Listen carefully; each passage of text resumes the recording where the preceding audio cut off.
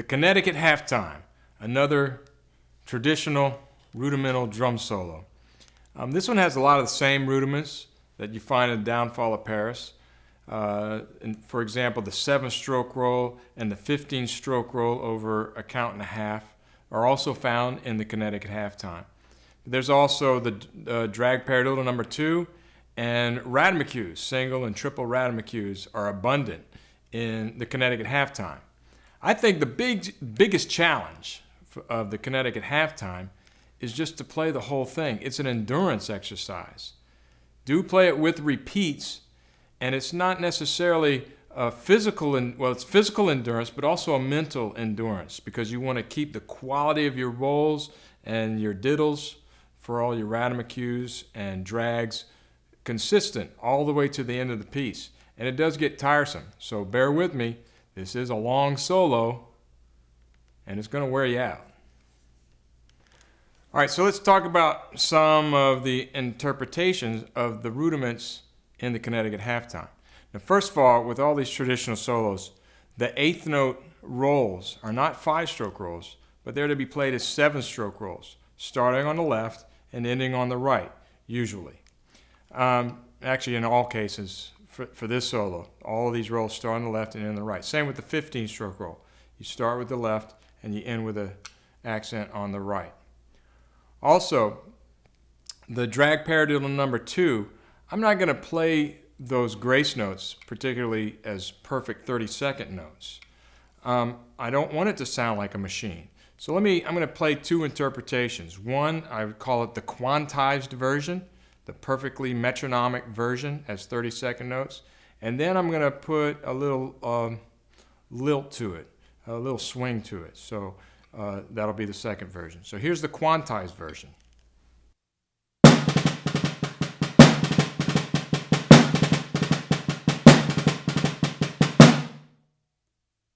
And now I'm going to put the human element.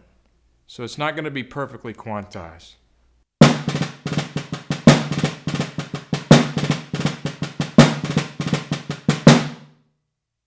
Now notice this drag paradiddle has only one accent on it. That's its original form. You could put more accents in it. There's nothing wrong with that. But its original form has one accent, and that's the way they're notated in this solo as well. The interpretation of the diddle, it can change. You don't need to be too analytical about it. What you need to do is use your ears, and when you're playing with somebody else, you just have to listen to each other and interpret it the same way. All right, it's been brought to my attention that on my rudiments, I don't play the grace notes the same way as I play the grace notes on the drag paradiddle. I tend to play those a little more open. It makes it a little funkier. So I want to thank Mark Wessels for bringing that up, because I really didn't even realize that. So it's one of those things, it's just the way I've heard it many times played and the way I play it. It can be interpreted differently, but this is how I play them. So once again, I'm going to play it the quantized version, single rudiments with 30-second notes as the diddle, and then I'm going to put that human element in it again, and actually I'm going to widen the diddles this time.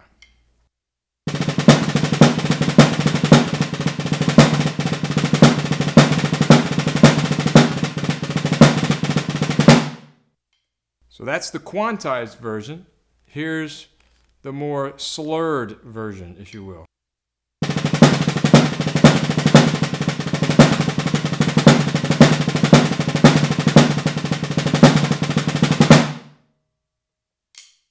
So how you interpret these rudiments is entirely up to you. Actually, a few things were brought to my attention I wasn't aware I was doing. It's just the way I was doing it, and it's the way I've heard it before, and that's the way I interpret it, and that's the way it feels to me. So you can change that interpretation. It's not wrong, it's just a different interpretation.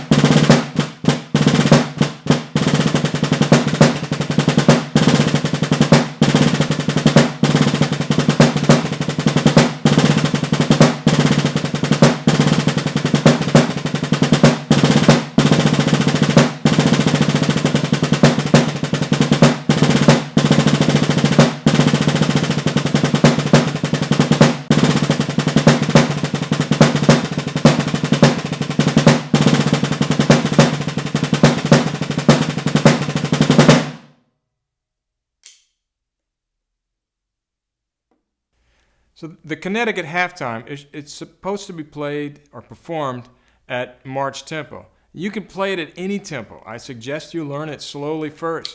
You can play it really fast. If you have a different kind of drum, if you have a Kevlar head, you could play it faster. It'd be easier. On this head, it's rather loose.